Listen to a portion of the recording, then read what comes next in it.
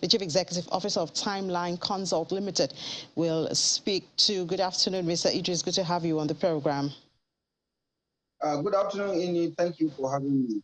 So there are some concerns that in spite of several government policies to boost non-oil exports, we're seeing a decline in the amounts that we have for non-oil exports.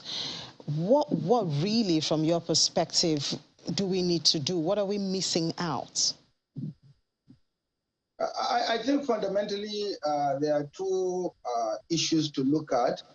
Number one, in the last 5 to 10 years that have passed, we've had incessant insecurity challenges, tribal clashes, intertribal clashes, religious bigotry, as has been the case, mostly in the hinterland, the northern part of the country, where you have this endemic challenge of insecurity. Secondly, if you look at what has happened in the supply challenge that has faced farmers, particularly fertilizer issues, you will also have a reason why the agricultural produce, or if you like, the non-oil export, will largely come down. Prices of fertilizer has been relatively on the high side. Even when it is so expensive, it is seldom available as and when it is what is required. And even when and where it is given, it is insufficient. So you have a tripod of a challenge as far as fertilizer is concerned. High prices, untimely delivery of the produce, and also the lack of sufficient quantity in terms of what the farmers are demanding. So when we talk about fertilizer, recently we had the official opening of the Dangote facility. Do you see that dealing at least with the challenge of fertilizer? I think it will significantly reduce the challenge, but you have to understand that the Dangote fertilizer factory will be producing uranium.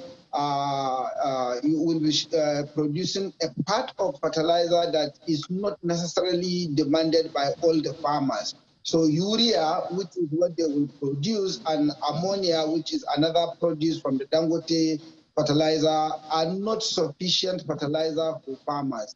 There are other types of fertilizer that is required that the Dangote refinery, or Dangote fertilizer rather, will not be able to produce. So apart from, okay, you also talked about the supply chain constraints as one of the challenges in the agricultural sector, and I believe that will include like infrastructure, transportation, and all that. But we've heard a lot of efforts by the government, even in this area, to not just produce, but also to get it out. Would you say that issues such as a ready market, maybe if the government was ready to take off some of this produce from the farmers, from the point of production, that is from the farms, do you see that as a possible solution to this? Well, we've never lacked policies and assistance from government. Yes, there has been supply or logistics challenge, but government has been there coming in with subsidies such as export expansion grant, which is expected, or which was started some 30 years ago, with a view to helping exporters to get a cushion and be able to be competitive internationally. But you see, the major challenge Nigeria has is the near absence of coherency or integration of the policies. There has been researches and researches and researches from the Ivory Coast, the University of Nigeria, where those research are turned into government for possible implementation. Science, technology, and innovation was supposed to have been used to improve our agricultural output and production processes. But what has government done with such studies? Near nothing. So you realize that even as recent as 3-4 months ago, the Federal Ministry of Agriculture came in with a policy of, say, we want to improve the number of tractors that are being used in Nigeria. When you dimension the agricultural landscape of Nigeria and the number of tractors that you have, these are laughable figures. So yes, there has been some level of assistance from government, like I did say, in terms of export expansion grant. But what has been, the contribution again from the private sector arising from, the gift that government gives these exporters. We are supposed to be seeing an improvement in the processing facilities that we have in Nigeria, at least on some of these agricultural produce. Why should we be, for example, exporting raw ginger? Why can't we add value to the ginger? Why should we be exporting raw sesame seed? Why should we be exporting raw cashew nuts?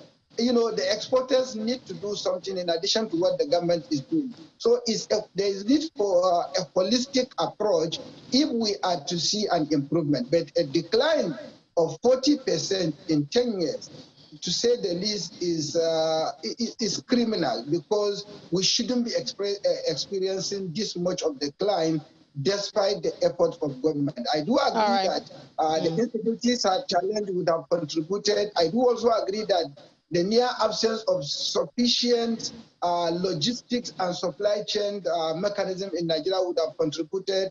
And indeed, the post-harvest losses that these farmers experience will all have contributed to this abysmal performance. But be that as it may, both the private sector and the public sector needs to have an integrated approach so that we can see a bit of an improvement in our performance. All right, Mr. Idris, thank you so much. Integrated approach. And thank God you also noted some of the possible challenges which the private sector, or which seems to be deterring the private sector from adding value to our raw materials. A lot of work to be done there. Thank you so much, Mr. Shoaib Idris, the Chief Executive Officer of Timeline Consults Limited.